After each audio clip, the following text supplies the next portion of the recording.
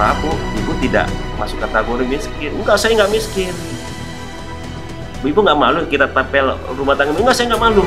Artinya kesadaran juga dibangun. Dan dari hadis yang lain juga, itu pernah saya baca juga, bahwa Rasulullah berdoa agar dikumpulkan ke orang-orang miskin nanti di akhirat.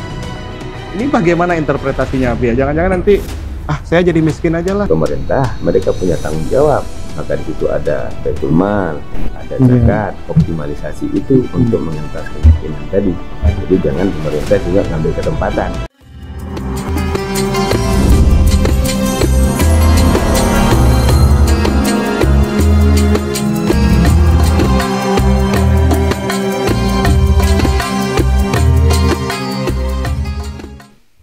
Baik, bismillahirrahmanirrahim. Assalamualaikum warahmatullahi wabarakatuh.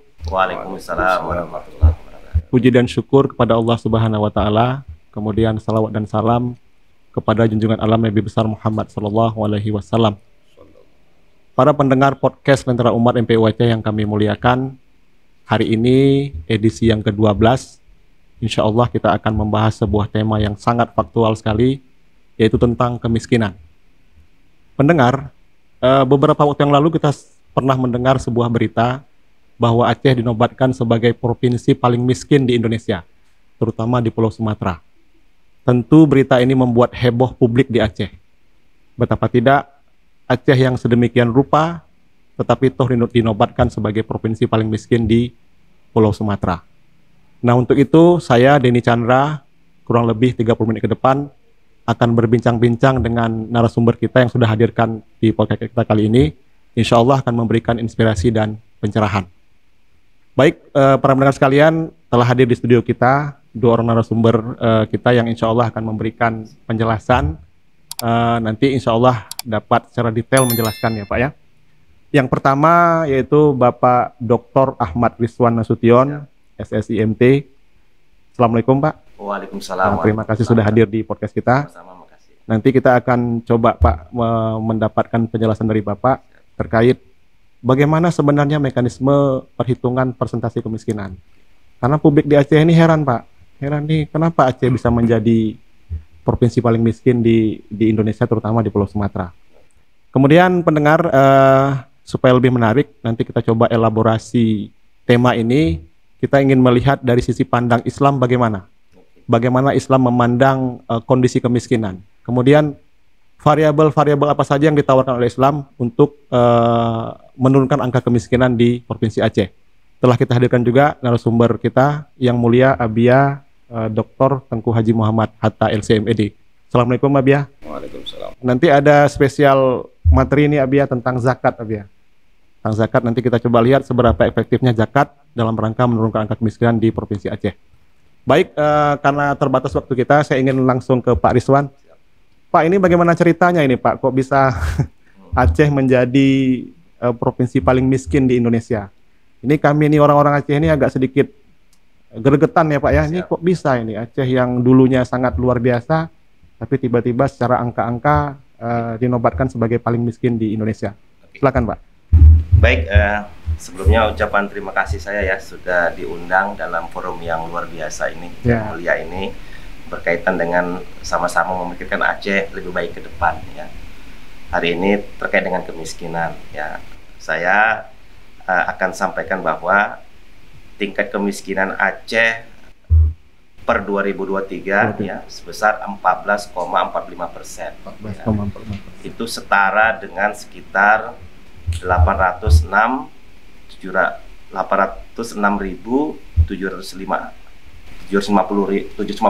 ya, jadi 800 ribuan lah. Belum ya. Sampai sejuta Pak ya? Belum sampai sejuta. Ya. Oke. Jadi tadi dibuka bahwa Aceh termiskin di Sumatera ya begitu ya. Dalam kesempatan ini saya sampaikan dalam memahami angka-angka statistik itu memang jangan terlalu lompat di angka terkini, tetapi juga kita harus melihat progres. Kenapa? Karena pada saat kita bicara proses pembangunan itu proses jangka panjang. Jadi kalau Abuya dan host tadi melihat data-data statistik ya, mundur ke belakang, katakan di tahun 2018 tingkat kemiskinan Aceh itu hampir 16%. 16%. Tingkat kemiskinan secara nasional itu sekitar 9,93% atau 10%. Jadi artinya kalau kita lihat progres, Aceh luar biasa sebenarnya dari sisi progres. Jadi kalau bahasa sehari-hari, startnya beda begitu ya. Artinya kalau start beda, ya tidak kita bisa langsung melakukan semacam penilaian di ujung. Kita harus lihat progresnya. Sebagai contoh, kemarin pemerintah Aceh, dalam hal ini Gubernur Aceh, menerima penghargaan Aceh termasuk salah satu provinsi dengan penurunan kemiskinan ekstrim sangat tinggi. Tinggi ya. Ya. Jadi penurunan kemiskinan ekstrim kita itu cukup signifikan ya, yang tadinya hanya turun sekitar 0,52% di tahun 2023 dibanding 2022 turun 1,12%. Oh, sudah mencapai 1% ya Pak ya? Ini saya sampaikan, BPS mempublish 2 ukuran kemiskinan. Pertama kemiskinan dan kemiskinan ekstrim. Bagaimana BPS menghitung kemiskinan itu dengan menggunakan pendekatan kebutuhan dasar. Ya, dalam kesempatan ini juga saya sampaikan bahwa BPS menghitung kemiskinan itu standar, baik standar secara nasional maupun internasional. Artinya pada saat dilakukan standarisasi tentunya banyak aspek-aspek penilaian yang lain bukan salah, tetapi tidak masuk dalam penghitungan cara BPS ya. Jadi dengan konsep kebutuhan dasar, BPS menghitung orang-orang yang masuk dalam kategori miskin bila konsumsinya ya dalam per bulan itu di bawah garis kemiskinan yang disetarakan dengan rupiah tertentu. Sebagai contoh, Aceh tingkat kemiskinan, garis kemiskinan itu sekitar 650.000 per orang per bulan. Per orang per bulan. Jadi mereka-mereka yang konsumsinya yang dikonversi menjadi pengeluaran, ya katakan kalau dalam satu rumah tangga, katakanlah dalam satu rumah tangga itu 4 orang lah ya. Apa berapa anak kira-kira di rata-rata berapa? 3 sampai 4. 3 atau katakanlah 3 ya. 3. Berarti 5 kan? 5 kali katakan kali 650 itu. Jadi itulah kira-kira pengeluaran rumah tangga. Jadi artinya bukan pendekatan pendapatan. Jadi beberapa orang komplain, loh tukang parkir misalkan satu hari pendapatan 150.000. Tapi konsumsinya mungkin setelah dihitung tidak bisa melewati garis kemiskinan ini. Jadi berarti pendekatan BPS ini berdasarkan pengeluaran ya Pak? Benar. Pengeluaran. Jadi sebenarnya intinya adalah, konsepnya adalah seberapa minimal orang bisa bertahan hidup layak.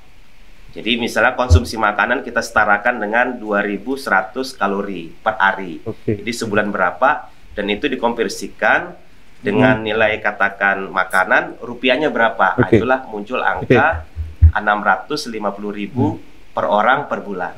Jadi kalau saya buat asumsi begini Pak ya, karena Bapak pendekatannya tadi pengeluaran, misalnya pendapatan saya 10 juta Pak, pengeluaran saya 15 juta, apakah saya tergolong ke dalam kelompok miskin gitu?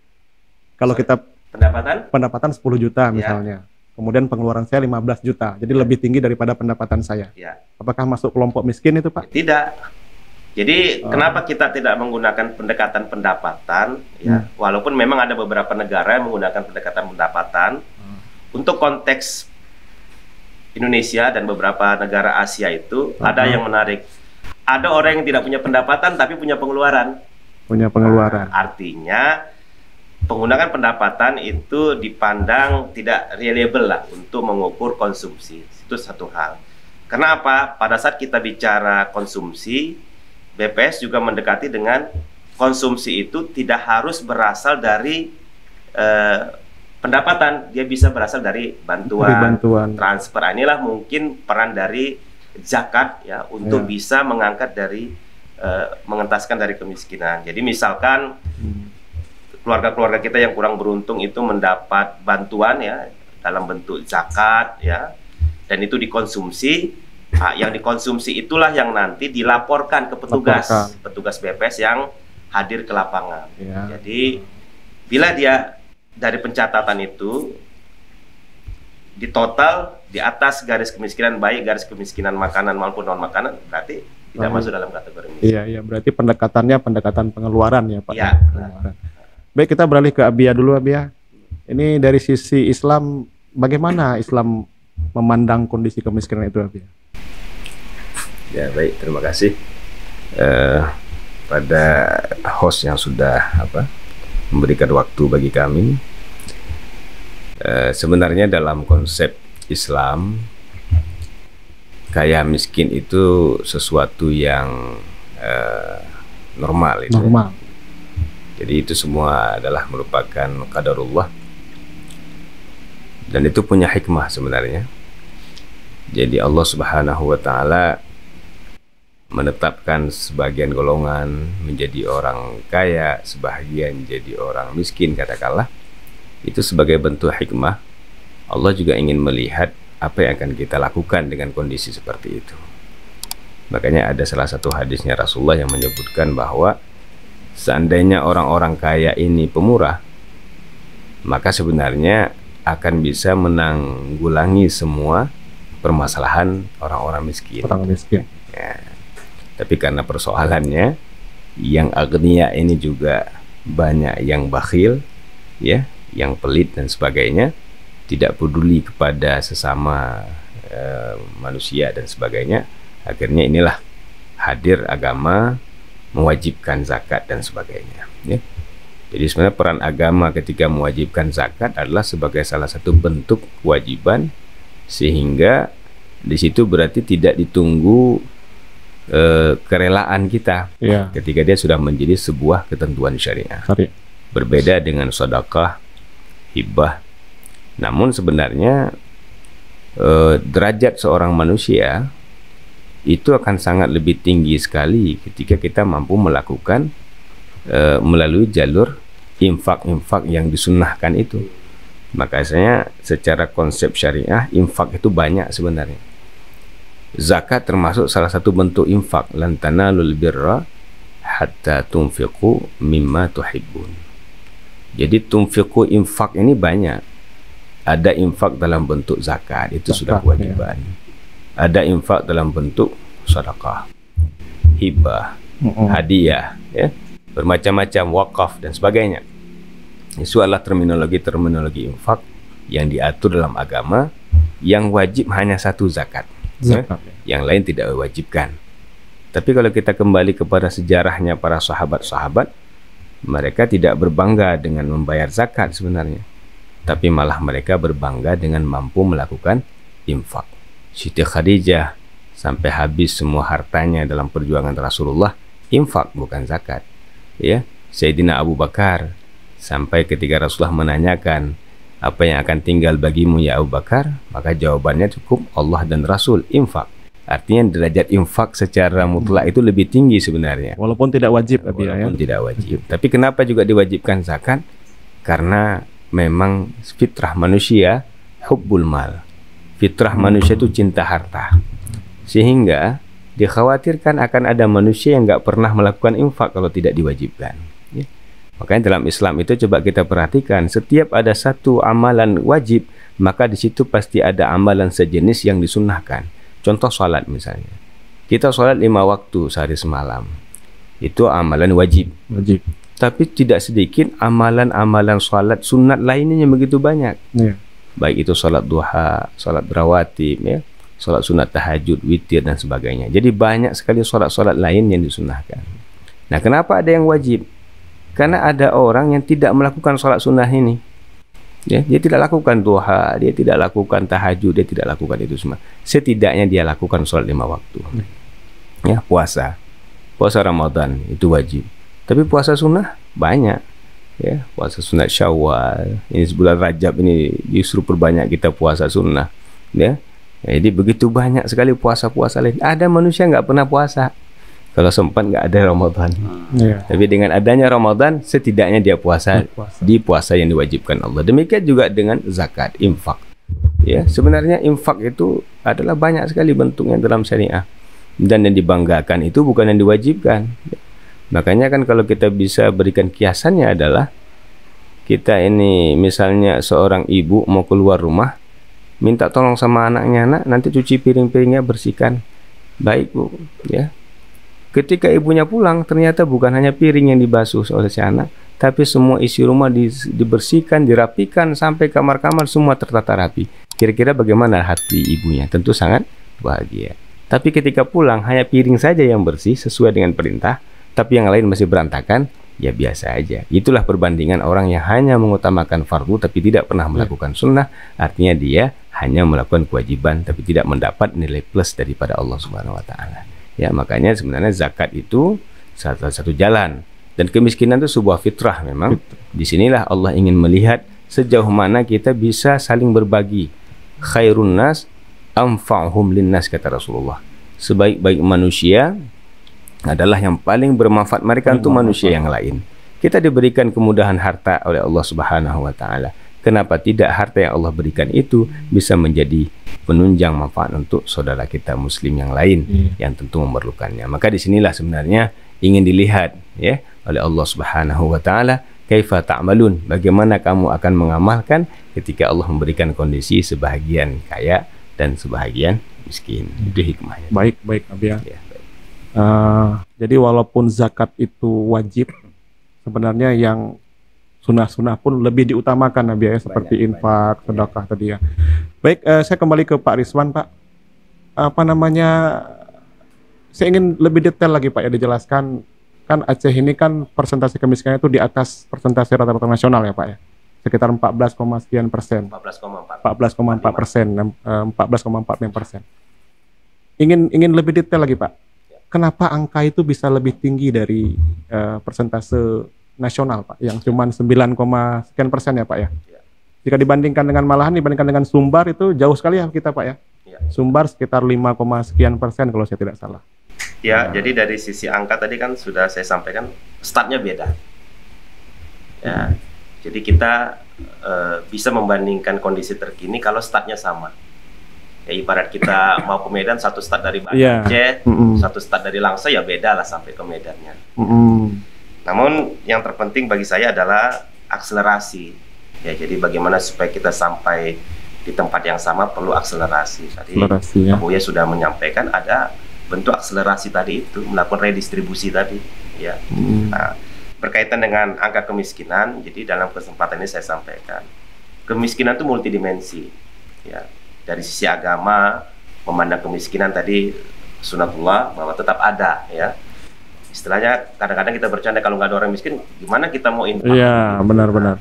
Kemudian ada yang lain memandang kemiskinan itu dari aspek-aspek yang sangat sektoral, misalnya kemiskinan dari sisi pendidikan ya. Kemiskinan dari sisi culture dan lain-lain. Nah, hanya untuk yang dihitung BPS ini adalah kemiskinan yang sifatnya statistik resmi sebagai indikator kemajuan dari suatu daerah, bagaimana pemerintah daerah dan beserta masyarakat untuk meningkatkan kesejahteraan. Melalui apa? Tentunya perlu ukuran.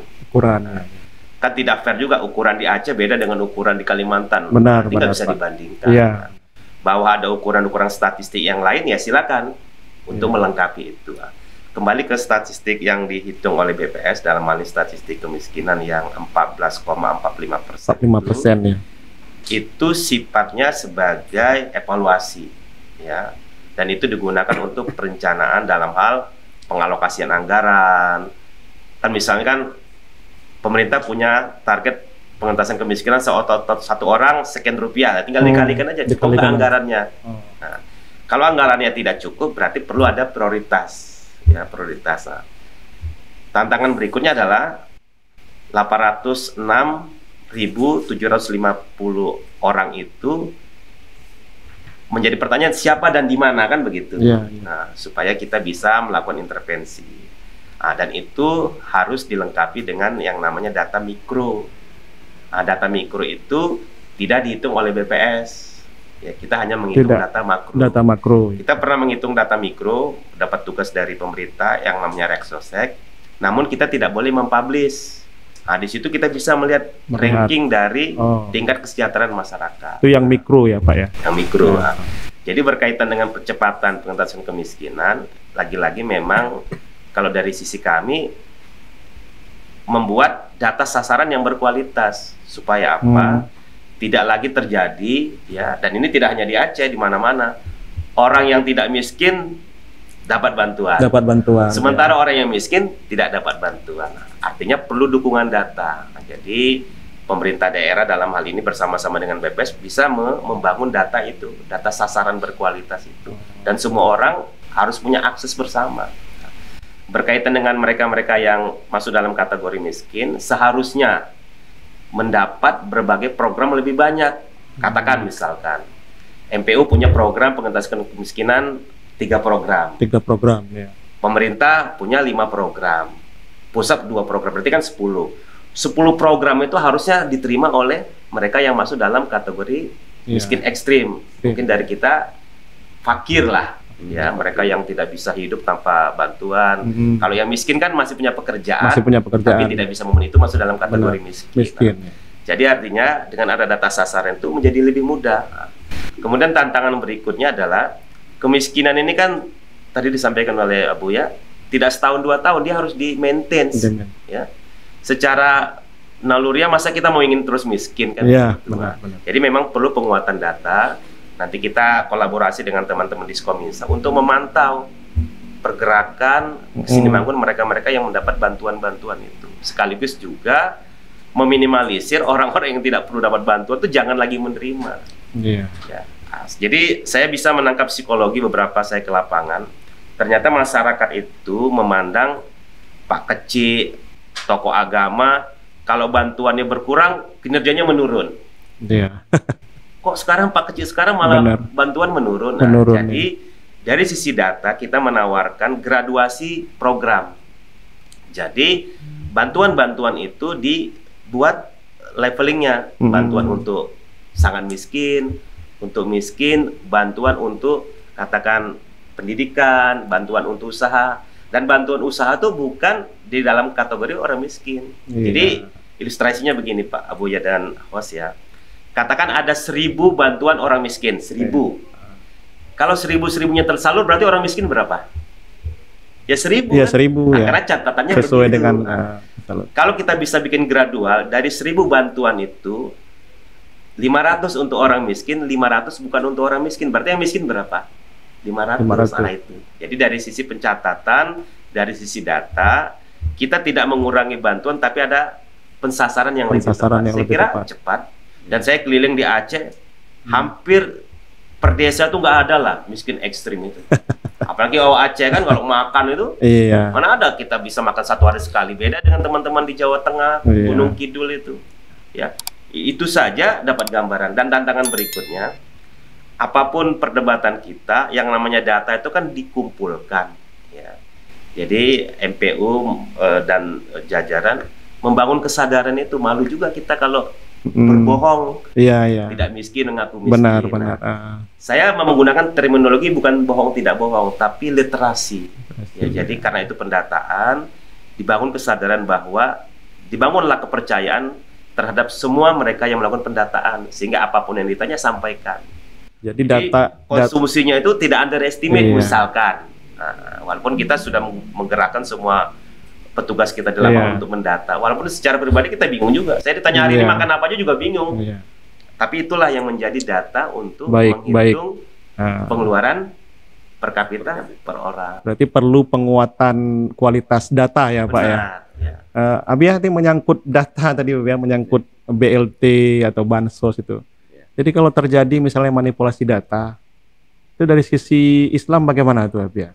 Karena kan di kampung susah juga ini Pak. Pak Kecil bisa diteror kalau seandainya ini kenapa saya tidak masuk gitu. Padahal begini ya. Jadi gimana pandangan Islam bagaimana itu Habib? Iya. Itu sesuatu yang memang sudah jelas ya. Karena Rasulullah menyebutkan al-halal bayyinun wal haram bayyinun. Yang halal itu udah jelas. Ya, yang haram juga udah jelas. Jadi yang namanya manipulasi ya hukumnya haram, tetap haram. Jadi memang harus memberikan data yang sesuai, data yang sebenarnya. Dan inilah ciri daripada baginda Rasulullah memiliki sifat siddiq, jujur. Artinya kita harus apa adanya, jujur. Jangan sampai ketika bicara bantuan, ya, yang ditunjuk rumah gudang. Ya. Semua mengaku miskin ya, mengaku itu rumah saya gudang, padahal itu gudang tempat simpan barang, sokan barangkali ya. Jadi ini adalah berarti kita telah memanipulasi data dan itu haram, sehingga bantuan yang diterima juga jadi malul haram, harta haram. Dan Rasulullah menyebutkan kullu lahmin nabata minal haram fannar aula bih. Ya, setiap nyawa, setiap daging yang tumbuh dari makanan haram, maka tempatnya neraka. Jadi kita sangat khawatirkan hal ini.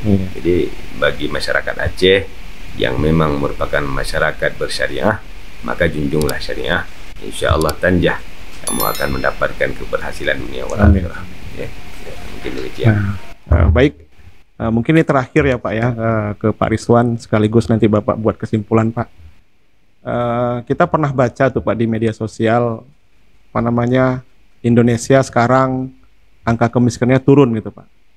Tapi turunnya bukan angka-angkanya yang turun hingga ke anak cucu katanya, kan sering kita dengar di medsos ya Pak ya. Jadi seharusnya yang turun itu angka-angkanya ya Pak. Jadi kita minta semacam saran pendapat Bapak. Ini bagaimana caranya ini agar angka-angka kemiskinan bisa turun, kalau bisa di bawah angka rata-rata nasional gitu Pak. Baik. Sekaligus closing ya Pak ya. Silakan Pak. Baik, berkaitan dengan kemiskinan ya. Jadi dari sisi bagaimana kemiskinan itu diturunkan, tentunya kita semua harus memahami bagaimana dilakukan pengukuran. Ya. Analoginya misalnya Abuya dulu kan kuliahnya katakan di mana dulu Pak Buya? Di Mesir. Untuk supaya ranking 1 masa belajar bahasa Jerman. Berarti kan nggak match ya. Jadi artinya kalau kita ingin mengurangi kemiskinan dari sisi yang diukur oleh BPS, tentunya kita lakukan intervensi yang berkaitan dengan pengukuran itu. Ya. Jadi kita mengukurnya dari sisi konsumsi. Jadi artinya bagaimana konsumsi masyarakat Aceh ini bertumbuh. Nah, bagaimana data itu didapatkan melalui pengumpulan data di lapangan. Tadi benar Bu ya. Jadi kejujuran itu apa adanya dibangun supaya menjadi data apa adanya. Ya. Memang Aceh ini menarik, berbeda dengan beberapa provinsi lain. Saya lihat pengamatan. Kalau provinsi lain tuh protes itu angkanya terlalu kecil. Di lapangan lebih banyak yang miskin. Kalau Aceh menarik nih, angkanya terlalu tinggi. Di lapangan lebih sedikit, walaupun memang di lapangan banyak dinamika. Jadi untuk jangka pendek, jangka menengah, dan jangka panjang perlu kita perhitungkan juga ya. Akhirnya dalam jangka panjang kita semua sejahtera tentunya. Kembali ke pengukuran itu, jadi saya berharap semua pihak di Aceh ini dalam mengacu pengentasan kemiskinan itu bangun program-program yang mengurangi pengeluaran dari mereka-mereka yang masuk dalam kategori miskin. Terutama yang fakir ya. Jadi kita nggak bisa bilang kamu tuh harus rajin, kamu nggak bisa lagi, karena dia udah memang dalam jangka pendek harus dikurangi beban pengeluaran melalui berbagai program-program supaya dia bisa hidup layak lah. Semacam penghematan ya itu Pak. Bantuan, subsidi apapun supaya pengeluarannya tidak ada. Misalkan anak sekolah dapat beasiswa, sehingga pengeluaran dia itu nanti tercatat sebagai pengeluaran menyekolahkan anak walaupun dapat bantuan. Berarti kebutuhannya terjamin tapi pengeluarannya sedikit ya. Karena kita dari sisi pengeluaran ya. Jadi karena dari sisi pengeluaran berarti perkuat itu pengeluaran walaupun pendapatan ataupun hasilnya itu dari pihak luar. Ya. Itu dalam jangka pendek. Saya yakin ya, mengacu ke kemarin kita bisa akseleratif, ke depan bisa lebih cepat, terutama untuk yang miskin ekstrim. Ya. Baik. Kemudian untuk jangka menengah, ini yang menarik adalah mereka-mereka yang masuk dalam kategori miskin punya pekerjaan tetapi belum bisa layak, yaitu bantuan peningkatan pendapatan. Salah satu cara meningkatkan pendapatan itu adalah dengan menambah aset. Karena ini jangka menengah, jangka panjang. Semacam bantuan usaha gitu. Iya, bantuan usaha, aset. Jadi ada diversifikasi program. Jangka pendeknya apa? Karena untuk jangka pendek kita nggak bisa kasih program jangka menengah. Sebaliknya juga nggak begitu. Ini sekarang kan kebalik-balik. Orang yang punya pekerjaan masih dibantu sehingga dia manja begitu. Kemudian juga penting lagi adalah menghilangkan berbagai kantong-kantong kemiskinan. Daerah-daerah kumuh, daerah-daerah nelayan, yang daerah-daerah lain gitu. Nah, itu juga perlu diperhatikan supaya pengentasan kemiskinan itu bersifat komunal. Karena memang sekarang itu saya keliling, mohon maaf Bu ya, ada beberapa warga dibilang, maaf Bu, Ibu tidak masuk kategori miskin. Enggak, saya nggak miskin. Ibu nggak malu kita tapel rumah tangga? Enggak, saya nggak malu. Artinya kesadaran juga dibangun. Iya. Ya. Artinya kesadaran itu adalah bukan semata-mata dia mau enaknya sendiri, tapi pengetahuannya. Jadi saya berharap secara masif juga harus dibangun pengetahuan tentang malu miskin itu. Tentunya malu atau tidak berani bohong. Iya. Begitu. Baik, terima kasih. Melihat tren kemiskinan di Aceh dengan berbagai indikator yang lain, kita berpotensi kok untuk melakukan akselerasi. Apalagi indeks pembangunan Aceh kan termasuk tinggi. Termasuk tinggi ya. Jadi pertanyaan besar, manusianya berkualitas, bagaimana nih? Iya. Nah, gitu. Baik, terima kasih Pak Rizwan. Mungkin ke Abia terakhir, Abia. Ya. Saya pernah baca hadis juga nih Abia dari Imam Ahmad kalau saya nggak salah itu, bahwa orang-orang fakir, orang-orang miskin itu lebih duluan masuk surga. Kalau nggak salah 500 tahun lebih dulu. Kemudian dari hadis yang lain juga itu pernah saya baca juga bahwa Rasulullah berdoa agar dikumpulkan ke orang-orang miskin nanti di akhirat.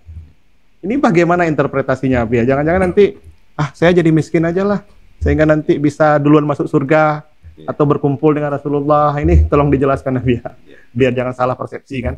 Baik, silakan. Ya, itu memang sebuah yang memang ma'ruf dan masyhur ya dalam beberapa riwayat. Bahkan Rasulullah selalu mendoakan, Allahumma ahyini miskinan wa amitsni miskinan wahsyurni fi zumratil masakin. Ya Allah, hidupkan aku dalam keadaan miskin, wafatkan aku juga dalam keadaan miskin, dan kumpulkan aku nanti bersama golongan para orang-orang miskin. Tentu maknanya adalah ini orang-orang miskin yang mereka itu bisa bersabar di atas kemiskinan.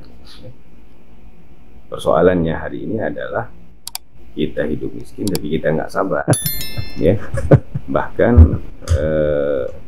pada zaman dahulu itu ada ahlu sufah yang diturunkan salah satu firman Allah, yahsabuhumul jahilul aghniya minat ta'affuf. Disangka oleh orang kafir mereka itu orang kaya. Kenapa? Minat ta'affuf, karena ifahnya mereka nggak pernah minta, nggak pernah tunjukkan kemiskinannya, sehingga nggak ada yang tahu kalau kita itu orang miskin. Sehingga Allah mengabadikan mereka ahlu sufah dalam salah satu ayat Al-Quran. Sehingga orang kafir menganggap itu orang kaya karena yang nggak kerja. Belajar dengan Rasulullah itu Abu Hurairah, Anas bin Malik, Ibnu Mas'ud, Ibnu Abbas, dan semuanya itu ahlu sufah. Mereka itu dianggap orang kaya oleh orang-orang kafir ketika itu. Kenapa? Ta'affuf. Dan mereka menginginkan derajat itu karena otomatis yang miskin nggak banyak hisabnya, Ini memang, makanya kita kalau memang diberikan cobaan oleh Allah, satu sisi kita berikhtiar untuk bisa bangkit daripada kemiskinan, tapi bila pun tidak bangkit, mungkin itu adalah punya hikmah tersendiri dalam ilmu Allah SWT, yang namun tidak boleh mengeluh, apalagi mungkin kita merasa bahwa ini sesuatu yang memberatkan, akhirnya kita curhat sana curhat sini, ya. Jadi masalahnya kita kan nggak ada beras di rumah, tahu satu kampung, ya. Jadi gimana ifahnya gitu. Jadi makanya benar ada hadis yang menyebutkan demikian, ya. Bahkan itulah yang terbaik.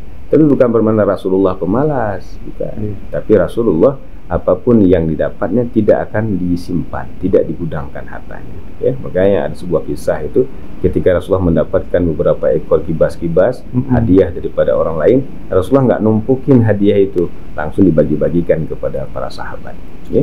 Kalau kita kan kalau dapat masukan kumpul digudangin dan sebagainya, ya. Menyuhana peng inyan garu atau kampung karena sengap belum garu. Jadi ini tipe, ya. Makanya kalau memang kita bisa bersabar, malahsan, karena itu memang bentuk kesabaran kita di atas ujian Allah, dan insya Allah yaumil hisab kita akan hisab dengan hisab yang surah, hisab yang ringan, ya marhaban. Tapi kalau kita tidak mampu bersabar, maka pemerintah, jadi ini masing-masing, ya, jalannya. Dimensi kita sebagai masyarakat, bila kita diberikan ujian kemiskinan, kita berikhtiar dan sabar. Tapi dimensi pemerintah, mereka punya tanggung jawab. Maka di situ ada baitul mal, ada zakat, optimalisasi itu untuk mengentas kemiskinan tadi. Jadi jangan pemerintah juga ngambil kesempatan, kan miskin afdol, udah biarkan aja orang miskin. Itu tanggung jawab pemerintah, karena dia sebagai pemerintah punya syaukah, punya kebijakan, punya kewenangan, punya kekayaan yang bisa disalurkan untuk masyarakat. Baik. Terima kasih Pak Rizwan, Abia, terima kasih.